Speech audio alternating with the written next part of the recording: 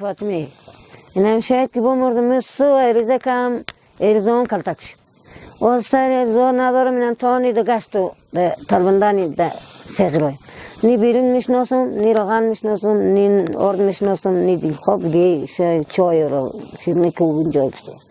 هیچ چیزی من نمیشناسم که من خانه پیدا شد بوفم که من دارم ندارم که بشناسم من استران دختر یک بچه خدا معلومه من همین سایه قسم اون شفرم مریضه بچم ببردم کس تحویل نه که نی پول داری نی نفر داری نی هم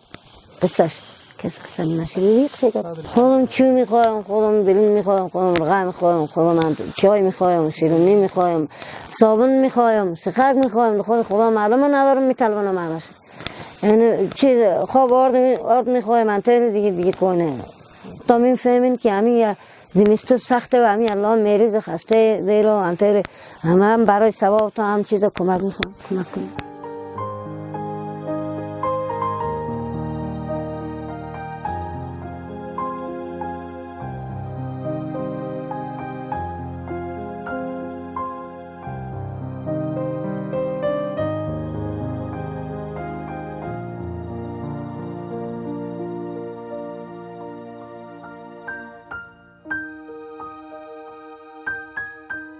یک بیوزن هست سوان و طفل داره خودشه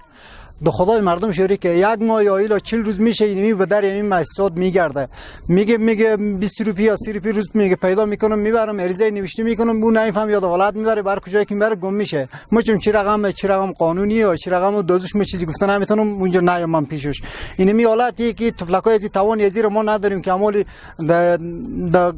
بریم یا بستر کنیم یا به یک دکتر شخصی ببرم مر یک طفلکای ازی خودت مشاهده کردین شاید بر یک ازی 5000 10000 شاید همین مالیجه نشه اینا رو خونکی گرفته یک ماه 40 روز میشه تو خانه سرد شیشته بودن شاید شیشای از اینو باد کرده باشه اینو که کسی جوابگوی شده نمیتونه مگم خودی الله تعالی و اینی حکومت فلان اگر حکومت یا دولت یا نظامی الحمدلله ما به نام امارات اسلامی میگم باید بیا یک کس از اینو یک بمداد امزی مردم برسه اینا هیچی از منطقه روزایان الیان نیار کجایی که هستن این اینجا فقط گوشه همین آبادانی ما شیشته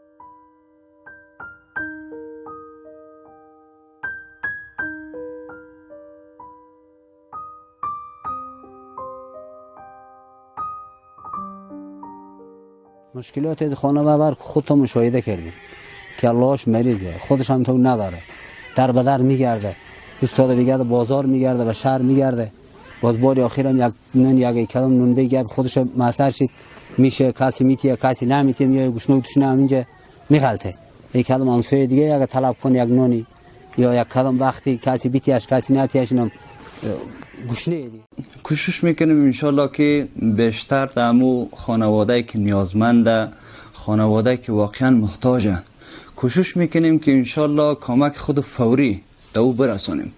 هر خانه ای که واقعا سروی از نماینده ما نماینده مؤسسات انشالله هر خانواده ای که ایتو نیازمند باشه فقرش به اوج خود باشه کوشش میکنیم انشالله فوری به اونجا کمک برسه و اونا از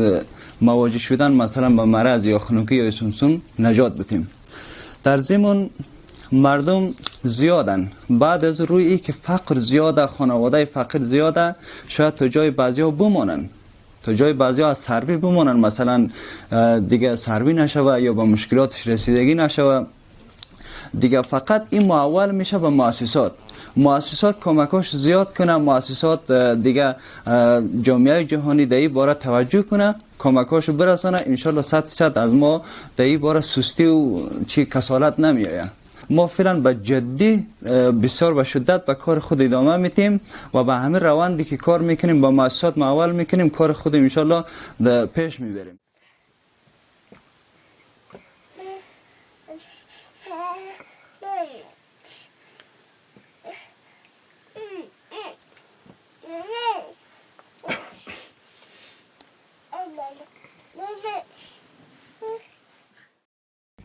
پژواک خبری اژانس د پیښو ریښتینې هنداره